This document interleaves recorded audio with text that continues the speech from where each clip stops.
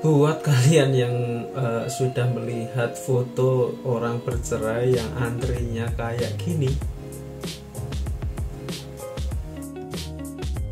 jadi itu tadi itu antrian perceraian. Yang antrinya kayak antri sembako, itu bukan antrian bantuan sosial atau bantuan langsung tunai, tapi itu antrian perceraian ya. Jadi saya akan kasih tahu kalian kenapa sih orang kok semakin marak bercerai dan semakin mudah bercerai dan semakin ingin bercerai. Ini 5 alasan paling banyak perceraian terjadi. Ini berdasarkan fakta dan berdasarkan data di lapangan.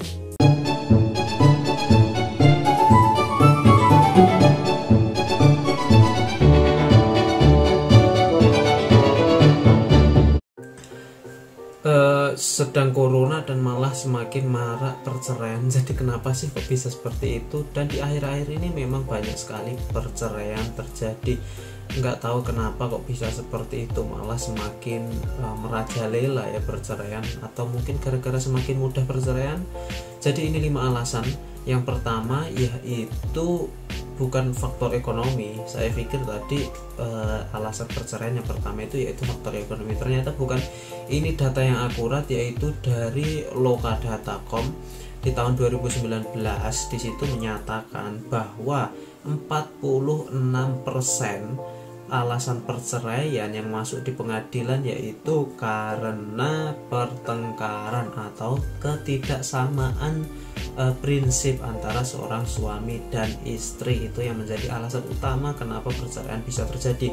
Oleh sebab itu, maka ketika masih pacaran, ketika masih manis-manisnya, ketika masih akan menentukan ke depannya, ketika masih akan melanjutkan ke pernikahan, maka tentukan dulu dan samakan dulu prinsipnya. Dan tidak harus sama, maksudnya harus mengetahui secara detail kelakuan pasangan itu seperti apa, biar nanti tidak berakhir di perceraian. Karena perbedaan prinsip itu sangat fatal, itu menyebabkan nanti perceraian juga.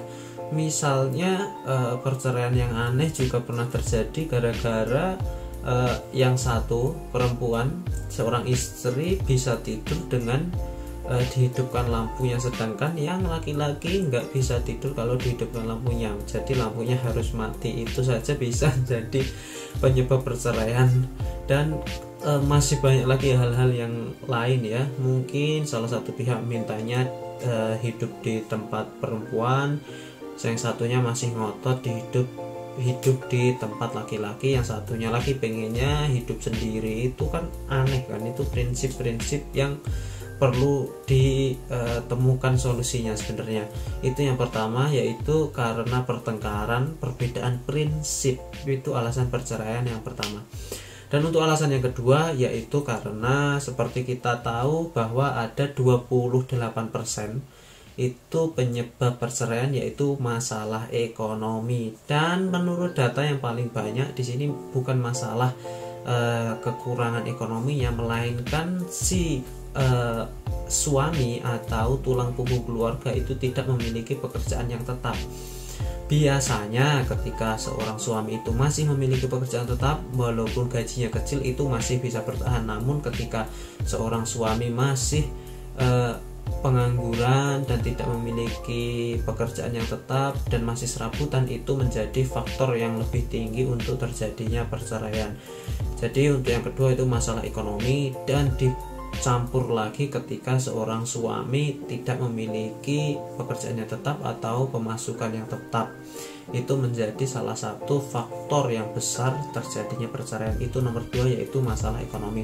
Dan masalah ketiga yaitu 18%, yaitu gara-gara LDR atau hubungan jarak jauh. Salah satu meninggalkan atau salah satu kerja di jauh, misalnya kerja di luar negeri, salah satu kerja di luar kota, atau salah satu hilang tanpa ada kabar. Itu menjadi alasan ketiga yang paling banyak terjadi perceraian, yaitu 18% dari total 2 juta perceraian ya. Itu wow, banyak sekali. 18%-nya berapa itu di tahun 2019? Karena saya pikir cinta akan membara ketika keduanya bersatu dan bersentuhan secara fisik. Mungkin bisa dilihat secara fisik dan di dekatnya mungkin. itu juga masuk akal juga. Itu alasan ketiga, yaitu karena hubungan jarak jauh atau tidak bersama, atau salah satu meninggalkan lah, ibaratnya seperti itu, 18%. Dan untuk yang keempat yaitu KDRT, kekerasan dalam rumah tangga. Ini biasanya yang dominan yaitu terjadi dan korbannya adalah istrinya, seorang istri. Gara-gara KDRT mungkin ini penyebab perceraian, yaitu ada 2%.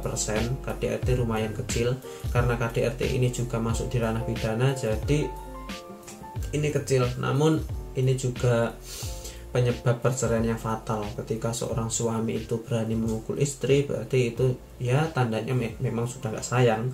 Dan yang nomor 5 yang terakhir yaitu ada 2% juga penyebab perceraian, yaitu karena salah satu pihak lah, ini nggak bisa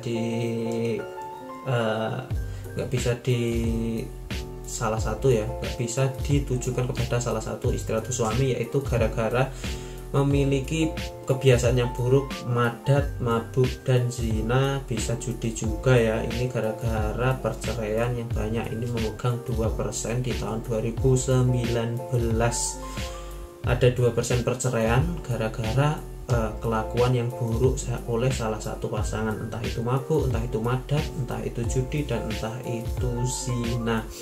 Jadi itu tadi 5 faktor utama yang menyebabkan perceraian di tahun 2019, dan saya yakin di tahun 2020 masih alasannya itu ya. Saya pikir tadi alasan perceraian yang utama yaitu gara-gara faktor ekonomi, namun ternyata bukan, yaitu gara-gara perbedaan prinsip dan perbedaan isi kepala antara suami dan istri. So itu tadi sedikit informasi dari saya, dan ada kurangnya saya mohon maaf. Kalau misalkan ada yang ditanyakan silahkan hubungi di WA di awal video, dan seperti biasa saya ucapkan terima kasih.